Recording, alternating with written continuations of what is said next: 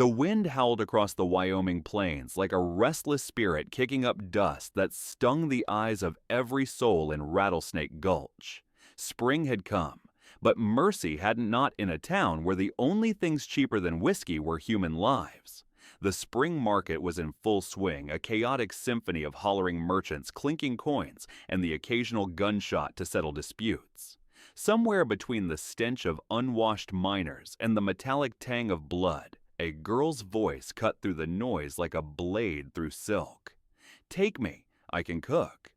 I'll bear you strong sons," she whispered not to the crowd, but to the one man who hadn't yet sold his soul.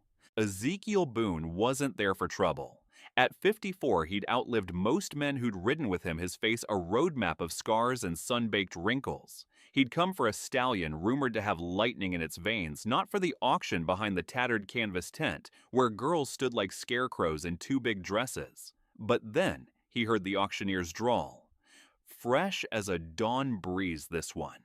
Bet she's never even seen the wrong end of a belt. And something in his gut twisted colder than a Montana winter. Through the flap, their eyes met. The girl Lena, maybe, or some name she'd been given like a dog's collar, wasn't crying. She was staring at him with the same look his late wife had worn the day he'd buried their stillborn son, not pleading, just knowing. The auctioneer chuckled, nudging her forward. "This filly's got spirit boys who'll start the bidding," a drunkard hiccuped. $10. Ezekiel didn't blink. 50, he said. The crowd froze. Even the flies seemed to stop buzzing. Mr. the auctioneer wheezed. "That's enough to buy two of her." Ezekiel spat in the dirt. "Guess I just did." Behind him, a cattle baron's son sneered. "Hell, old man, you ain't got the stamina for that one." The room erupted in laughter until Ezekiel's hand settled on his Colt. "I've got bullets enough for every man who thinks that's funny." Silence. As he led her out, Lena didn't thank him. Instead, she tilted her chin up and said, "You're either the kindest fool in Wyoming or the worst liar." Ezekiel almost smiled. "Ma'am, at my age, I'm too tired to be either." The twist. That night, as they camped under a sky smeared with stars, she pulled a derringer from her boot. Stole it off the auctioneer, and Ezekiel realized he hadn't saved her at all. She'd chosen him, and that was a truth sharper than any spur. Ezekiel tossed the two crumpled bills onto the auctioneer's table like they were scraps for a mangy dog. "Cut her loose," he growled. The handler, a greasy weasel with tobacco-stained teeth, smirked, but didn't move fast enough. Ezekiel's hand twitched toward his revolver that got things done. The ropes fell away, and the girl Lena, if names mattered out here, rubbed her wrists like she was scrubbing off the memory of every man who'd ever touched her. The crowd parted like vultures, unsure if the thing before them was carrion or something still breathing. Someone muttered, "Ain't even pretty enough to waste 20 on," and Ezekiel spun so fast the idiot nearly tripped over his own boots backing up. "Next word out of your mouth," he said, "and I'll see how pretty you look with teeth missing." Silence. Even the wind held its breath. He mounted his stallion Thunder and reached down. Lena didn't wait for an invitation. She grabbed his forearm and swung up behind him like she'd been born in the saddle. Her arms locked around his waist, not clinging, claiming as if she'd decided right then that whatever hell awaited was better with him than without. Thunder snorted, sensing the shift in weight, and Ezekiel smirked. "Horse knows your trouble," he muttered. For hours, the only sounds were the creak of leather and the crunch of dry earth under hooves. The plains stretched endless, a sea of dust and stubborn grass. Then, just as the sun bled into the horizon, Lena spoke. "You ain't asked my name." Ezekiel didn't turn. "Names get left behind out here. You want to be Lena. She stiffened. "How'd you heard the auctioneer hiss it when you bit his hand?" A pause. Then a sound he hadn't heard in years, a woman's laugh, sharp and unapologetic. Bastard deserved worse. The cabin, when it finally appeared, wasn't much four walls, a roof, and a door that hung crooked like a drunkard's grin. But as they dismounted, Lena froze. "Wait." She pointed to the porch. A single sunflower, stubborn as sin, had pushed through the cracked wood. That, she said, don't belong here. Ezekiel stared. He'd planted those seeds for his wife a decade ago. None ever sprouted, until today. Inside, the air smelled of beans and burnt coffee. Lena eyed the bed, then the floor, then him. I ain't sharing that mattress unless you're planning to use me for what they all wanted. Ezekiel tossed her a blanket. Honey, I'm too old for foolishness and too tired for lies. Sleep where you want, just don't steal my horse. She didn't laugh this time. Instead, she pulled the derringer from her boot and laid it on the table between them. You really think I'd need a horse to run? And just like that, Ezekiel knew he hadn't saved a damn thing. This woman. She'd been the fire all along. He'd just handed her the match. Ezekiel shrugged off his coat, the leather creaking like an old man's bones, and hung it on the nail by the door.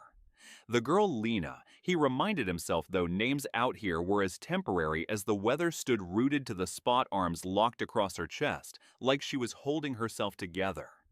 The stew bubbled on the stove, filling the cabin with the scent of sage and smoked meat. Ain't poisoned, he grunted, stirring the pot. Though my cooking might kill you slower. She didn't laugh, didn't move, just watched him with those hawk's eyes sharp enough to flay a man open. Ezekiel sighed and tossed the spare blanket onto the bed. Barn's warmer than it looks. You want space, you got it. He reached for the door, then stopped. The words came out rough, unplanned, fires lit, 'cause I figured you'd had enough of the cold. For a heartbeat, the only sound was the pop of pine resin in the stove. Then, just as he stepped into the night, her voice cut through the dark. You forgot your gun. Ezekiel turned. She held out his Colt grip first. Left it on the barrel, she said, like you wanted me to shoot you in the back. He should have been angry. Instead, he barked a laugh. Hell, girl, if you'd wanted me dead, you'd have taken the derringer to my skull days ago. Something flickered in her face, not a smile, but close. She set the gun on the table and finally sat, pulling the stew toward her like a challenge. The first bite made her freeze. You put whiskey in this? Yep. Why? Why not? He shrugged. Whiskey's cheaper than hope out here. 3 days passed in a strange, quiet rhythm. Lena woke each dawn to the sound of Ezekiel's axe biting into wood. He never asked why she mended his shirts, why she scrubbed the soot from the windows, why she left a sprig of wildflowers yellow as the sun stubborn as weeds in a tin cup by his plate. On the 4th evening, Ezekiel returned to find the cabin smelling of cornbread and something richer venison, maybe with a hint of cinnamon. Lena stood by the stove sleeves, rolled up her hair, tied back with a strip of leather. Stole the spices from your saddlebag, she said without turning. Figured if you're dumb enough to leave 'em lying around, you deserve to lose 'em. Ezekiel stared at the meal, the clean floor, the mended shirt, stacked neat as folded secrets. His throat tightened. 20 years since anyone had done a damn thing for him without a price. You're staying then, he said. It wasn't a question. Lena wiped her hands on her apron, his apron stolen from the barn, and finally met his gaze. Nope, she said lightly, just repaying a debt. Tomorrow I rob you blind and head for Mexico. This time they both laughed, and that was more dangerous than any gun. The stranger reined his horse to a stop just shy of the porch, his grin showing more gaps than teeth. Well, he drawled, tipping his hat back with one grimy finger. Ain't you a sight, Silas Carter? Heard you'd gone soft, didn't think you'd taken up collecting strays. His eyes slid to Lena, lingering too long on the curve of her neck. Ezekiel didn't reach for his gun. Didn't need to. The way he stood, boots planted wide shoulders blocking the doorway, was warning enough. Jesse Cole, he said, voice flat as a hammer on anvil. Last I heard you were wanted in 3 territories for cattle rustling and bad manners. Jesse chuckled, patting the pistol at his hip like it was a favorite dog. Aw, now that's no way to greet an old friend. Sides, I come bearing gifts. He tossed a burlap sack toward the porch. It landed with a thud, spilling open to reveal a mess of rusted tools, and Lena stiffened a woman's lace-trimmed bonnet, stained brown at the edges. Ezekiel's jaw tightened. That's Mary Callahan's, was Jesse corrected cheerfully. Figured you'd want something to remember her by seeing as how you... Lena moved before Ezekiel could. She snatched up the nearest thing, a cast-iron skillet still warm from cornbread, and hurled it straight at Jesse's head. It missed by inches, clanging off a porch post hard enough to send splinters flying. Silence. Then Jesse wheezed with laughter. Hellfire. This one's got spirit. He wiped his eyes, still chuckling. Tell you what, Silas, I'll take her off your hands. Give you $20 and a fresh bottle of The gunshot cracked like a whip. Jesse's hat spun off his head, a neat hole through the crown. Behind him, Ezekiel's mare Thunder snorted not at the gunfire, but at the idiot who hadn't noticed Ezekiel's revolver now smoking in his hand. "Next one goes between your eyes," Ezekiel said pleasantly. "You got till 3. Jesse didn't wait for the count. He spurred his horse so hard the beast nearly tripped, kicking up dust as he fled. Lena exhaled, her hand shaking. Then she looked at the ruined skillet, then at Ezekiel. "That was my best pan." Ezekiel holstered his gun. "Worth it." That night, as Lena stoked the fire, Ezekiel did something strange. He pulled the mended spoon from his pocket and laid it carefully in her palm. "Belonged to my wife," he said gruffly. "She'd have liked you." Lena turned the spoon over, tracing the repaired handle. "She fixed your terrible cooking, too." For the first time in years, Ezekiel threw back his head and laughed, a real belly-deep sound that startled the owls in the rafters. Outside, the wind carried the scent of sage and something softer, something that might have been hope. The morning after Jesse Cole's visit dawned brittle and too quiet. Lena found Ezekiel at the woodpile, his axe biting into logs with a rhythm that said he'd been there for hours. She tossed him a canteen without a word. He caught it, one-handed, took a long pull, then froze his eyes, locking onto something over her shoulder. 3 riders crested the ridge, their silhouettes sharp against the rising sun. Not Jesse's slouching posse. These men sat their saddles like they owned the earth beneath them. The leader wore a preacher's collar over a gunfighter's duster. "Morning, Brother Silas." The man called, his voice syrup thick with righteousness. "Heard you took in one of our lost lambs." His smile didn't touch his eyes as they raked over Lena. "We've come to collect what's owed." Ezekiel planted his axe in the stump. "Ain't your livestock to brand, Reverend?" The preacher tutted, shaking his head like a disappointed schoolmarm. "Now is that any way to speak to a man of God? That girl's got debts, room and board at the mission house, years of Christian charity." He patted his Bible. Scripture says, "Thou shalt not steal." Lena cut in, stepping forward. Her hands shook, but her voice didn't. "I scrubbed your floors till my knees bled." That covered the charity. The Reverend's grin turned vicious. He reached into his coat, not for scripture, but for a folded paper. "Bill of sale says different. Signed by your dear departed mama, God rest her soul." Ezekiel moved so fast the Reverend's horse shied. He snatched the paper, scanned it, then held it over the canteen. The water hissed as it hit the dirt. "Ink's fresh," he said mildly, "and Mary Callahan couldn't write her name." The preacher's hand flashed toward his hip, but Lena was faster. She flung the canteen straight at his face, buying Ezekiel that half second he needed to draw. 3 shots rang out so close they sounded like one. When the smoke cleared, the preacher's hat lay smoking in the dirt, his gun still holstered. His 2 companions had their hands high. Next time, Ezekiel said, reloading with calm precision, pick a dead woman who could spell. As the riders fled, Lena bent to pick up the ruined bill of sale. The paper crumbled in her fingers. "You know," she mused, "for a man who claims he's no hero, you're terrible at being selfish." Ezekiel holstered his gun. "Ain't heroism, just hate paperwork." That night, as the fire burned low, Lena reached across the table and took his calloused hand in hers, not gently, but like she was anchoring them both to something solid. Outside, the wind carried the scent of gunpowder and the first faint promise of rain.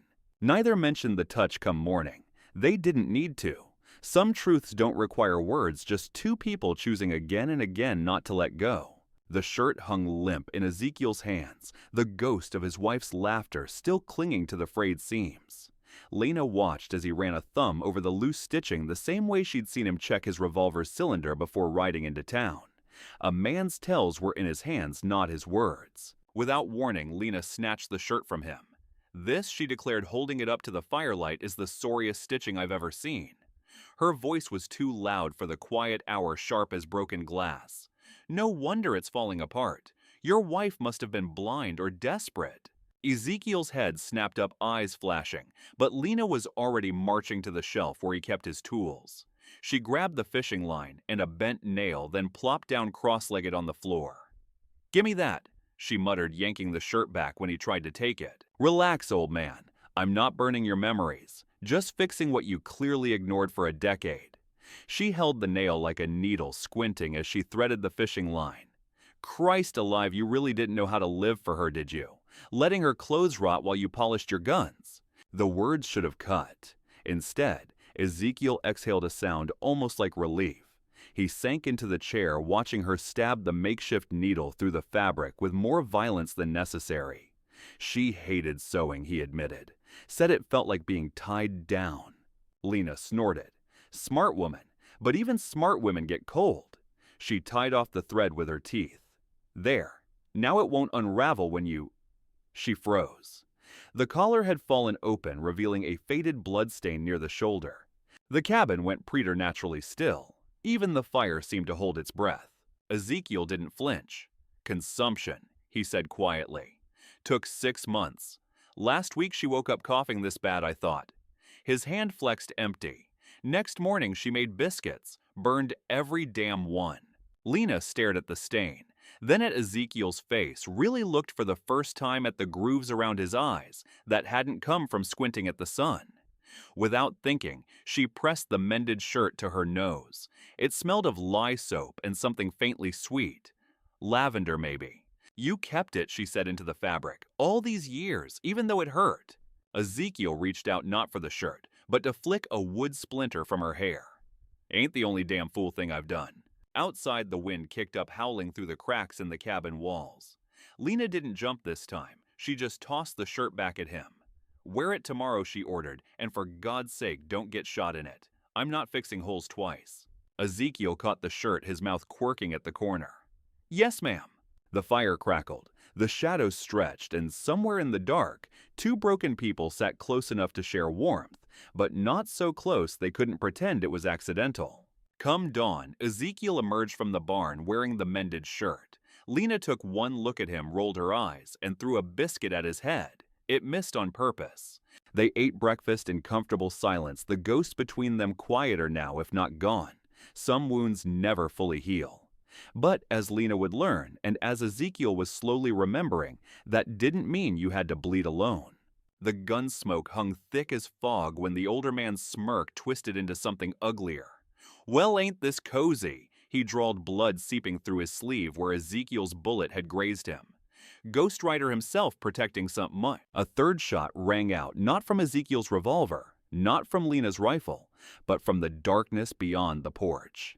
The man's hat spun off his head as if plucked by invisible fingers.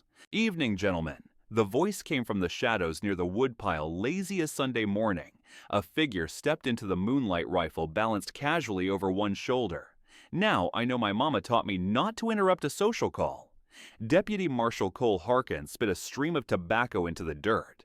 But seeing as how you boys brought guns to a knockin', Ezekiel didn't lower his revolver. Took you long enough. Harkin grinned. Had to stop for pie. He nudged the groaning younger man with his boot. This one's got a warrant in 3 territories. That one. He pointed his rifle at the bleeding leader. Owes me $20 from a poker game. Lena stepped from behind the door, Ezekiel's spare Colt in her shaking hands. You telling me, she said, voice dripping with disbelief, the law showed up for gambling debts? Harkin tipped his hat. Ma'am, in this territory we prioritize. Cheating at cards, unforgivable. Shooting an unarmed woman's favorite skillet. Well, he glanced at the dented pan still lying near the porch post. That's just poor taste. The older outlaw chose that moment to lunge for his fallen pistol. 4 hammers cocked in unison. Now, Harkin chided, let's not make this a musical. As the marshals hauled the men away, Ezekiel turned to Lena. The scarf she'd tied around her waist, the one he'd stitched from his wife's shirt, was speckled with gunpowder. Without a word, he reached out and brushed a smudge from her cheek. Lena caught his wrist. You planned this, she accused. The map. The supplies. You knew the law was coming. Ezekiel's mouth quirked, had a hunch. Hunches don't pack saddlebags. Neither do ghosts, he said quietly. But here we are. Dawn found them on the porch, passing a flask of terrible whiskey between them. Harkin had left with his prisoners, but not before winking at Lena. This one's got a hell of an arm, he'd told Ezekiel. You teach her to throw like that. Ezekiel had just grunted, taught her to shoot. The skillet was all her. As the sun rose, Lena tugged the scarf from her waist and tossed it at Ezekiel. Your stitching's still terrible, she announced, but I guess it holds. Ezekiel caught it, running his thumb over the seams. Somewhere in the distance, thunder rumbled, or maybe it was just the earth shifting beneath them, making room for something new. The skillet they discovered later made a damn fine weapon and an even better pancake pan. Ezekiel crossed to the hearth in 3 strides, his boots scuffing against the floorboards like a man walking to his own hanging. He reached above the mantel where an old photograph sat dusty and crooked, a woman with quiet eyes, her hand resting on the shoulder of a younger, less broken version of himself. With deliberate slowness, he turned the frame face down against the wood. Lena's breath hitched. "You asked if I'd live for you," he said, voice rough as unplaned timber. He didn't face her. "Took me 16 years to learn the answer don't matter near as much as the question." The firelight caught the silver in his stubble as he finally turned. "Ain't kept you for cooking, ain't kept you for sewing." Hell, his mouth quirked. "You're middling at both." Lena's tin cup hit the table with a clang. "I saved your life with a skillet. And I'm saving yours with honesty." He dragged a hand through his hair. "You want pretty words? Go read a dime novel. All I got is this." He gestured to the cabin, the land beyond himself. "And the fact I turned that picture down instead of throwing it out, that's as close to poetry as you'll get from me." The silence stretched taut. Somewhere outside, an owl called. Lena stood abruptly, chair scraping, and for one gut-punched moment, Ezekiel thought she'd walk out. Instead, she marched to the hearth, snatched up the frame, and placed it right side up on the windowsill. "Your wife stays," she said, firm as a judge passing sentence. "And so do I." Ezekiel stared at her. Really looked at this woman who'd sewn his wounds in his shirts, who'd thrown cookware like artillery, who'd somehow carved a place in his life without asking permission. The lantern light caught the stubborn set of her jaw, the flecks of gold in her brown eyes. "Christ alive," he muttered. "You're even bossier than she was." Lena stepped into his space close enough that he could see the pulse fluttering at her throat. "Say it plain, Ezekiel Boone, or I swear to God I love you, you infuriating woman." The words tore out of him like a bullet from a rusted barrel. There. Happy. She wasn't, not yet, because Lena war-scarred whip-smart Lena did the one thing that could truly undo him. She smiled. Later, when the fire burned low, and they lay tangled in the narrow bed that had only ever held one, Ezekiel traced the scar on her shoulder, a souvenir from her old life. "You know," he mused, "that preacher was right about one thing." Lena tensed. "Oh, you are a hell of an investment." Her elbow found his ribs. His laughter shook the rafters. And somewhere in the dark, the photograph of a long-dead woman watched over them, her smile gentler than memory.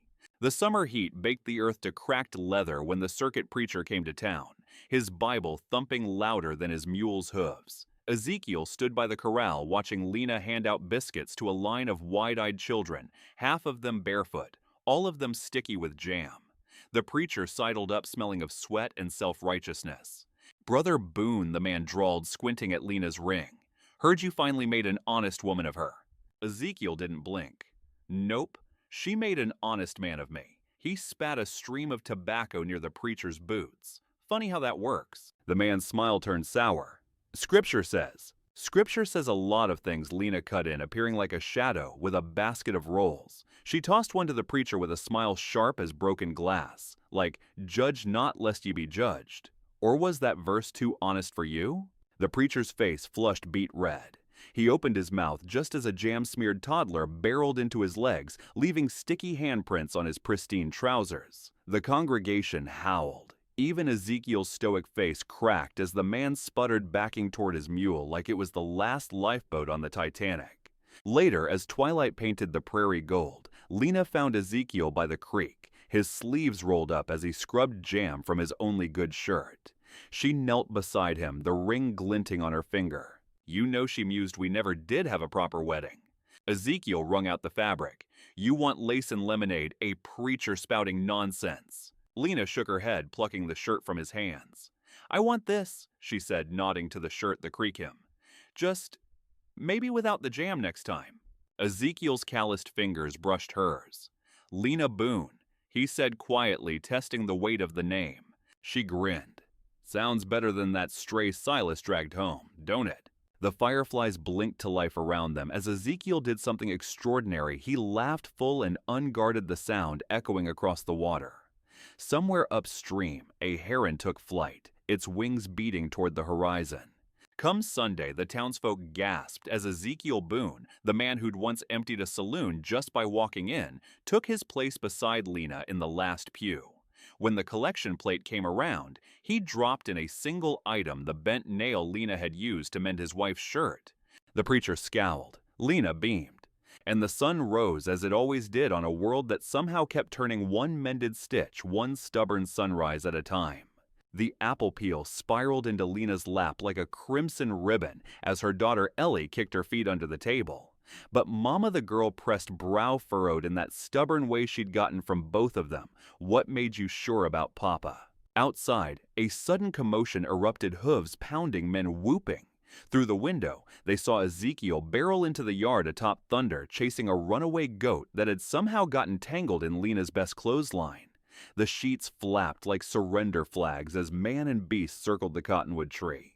Lena's mouth quirked. That, she said dryly, is exactly why. Ellie gawked as her father, the same man who'd once made outlaws wet their pants, wrestled the bleeding goat into submission using nothing but his belt and a creatively strung curse. He tripped over his own lasso last week, the girl said doubtfully. Oh, honey. Lena laughed, wiping apple juice from her fingers. Love ain't about finding someone perfect. It's about finding someone who'll look ridiculous with you. She nodded to the window where Ezekiel now stood, shirt torn triumphantly, holding up the goat like a trophy. That man, he'd set the whole world on fire if I asked. But what matters is, the kitchen door burst open. Ezekiel stood framed in sunlight, goat slung over his shoulders like a stole. Supper's come early, he announced deadpan. He makes me laugh, Lena finished, eyes bright. Ellie groaned. You're both weird.